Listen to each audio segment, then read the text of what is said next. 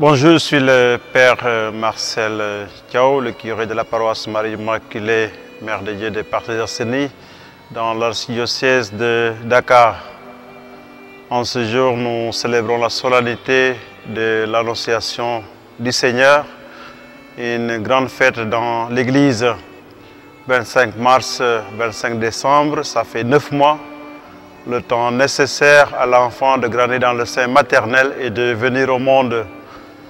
Et nous célébrons cette solennité en communion avec le Saint-Père qui nous demande particulièrement ce jour d'élever nos voix pour prier le Seigneur Dieu, qu'il fasse descendre sa pitié, sa tendresse, sa miséricorde sur le monde entier, que par la force de l'Esprit de son Fils Jésus, il nous libère de cette pandémie du Covid-19.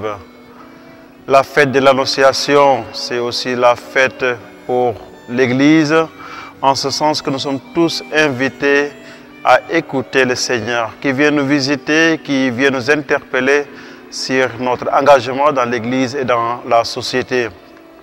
La Vierge Marie a donné sa disponibilité, son humilité à accueillir la parole du Seigneur, à se laisser transformer par cette parole qui prend chair en elle pour que Dieu nous donne son Fils bien-aimé. Nous vivons cette fête dans un contexte très difficile, un contexte mondial marqué par la pandémie du coronavirus, le Covid-19, qui fait énormément de ravages dans le monde. Quand nous pensons à l'Italie seulement, en regardant que dans la journée d'hier, il y a plus de 700 décès à cause de ce coronavirus, on peut se dire que l'heure est grave. D'ailleurs, comme l'a rappelé fortement notre président de la République, son Excellence M. Macky Sall. C'est dans ce contexte parfois de peur, d'inquiétude, de doute, d'interrogation que nous célébrons cette fête de l'Annonciation où Dieu, par l'ange Gabriel, nous annonce une bonne nouvelle. L'enfantement de son Fils, la naissance du Messie, de l'Emmanuel, le Dieu avec nous, le Sauveur, le Christ. Accueillir donc cette fête dans la joie et dans l'espérance. Si Dieu vient nous visiter, c'est qu'aussi en même temps, il nous donne la possibilité de pouvoir ouvrir notre cœur à ce qu'il nous dit. Et ce qu'il nous dit, je crois que c'est déjà là, présent dans notre monde. C'est tout ce que nous avons reçu de l'État comme consigne, du ministère de la Santé et de l'Action sociale et de nos pasteurs, les évêques. Le respect strict des consignes qui sont données pourront sauver l'Afrique, pourront sauver le Sénégal. Et donc, chacun d'entre nous est responsable pour dire « je dis stop au coronavirus » en appliquant tout simplement les mesures d'hygiène qui nous ont données. Mais également en ayant le souci de rester chez nous.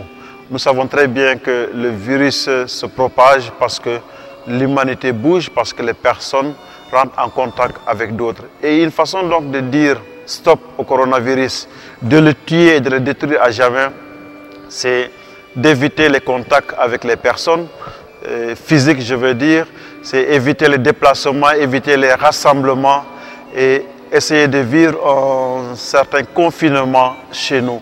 Quand on n'a pas de choses à faire à l'extérieur, restons chez nous pour dire non à la propagation de ce coronavirus. Alors, nous savons très bien que c'est très difficile parce qu'on doit sortir pour trouver de quoi manger, on doit sortir pour soutenir la famille, pour aller travailler, mais dans le respect quand même des consignes qui sont données. Ce qui n'est pas nécessaire, ce qui n'est pas parfois obligatoire, évitons cela. Surtout en cette période où nos évêques nous demandent d'éviter les cérémonies religieuses, les cérémonies traditionnelles. On sait que quand on est cher quitte une famille, c'est très difficile, c'est très douloureux. On voudrait montrer notre compassion.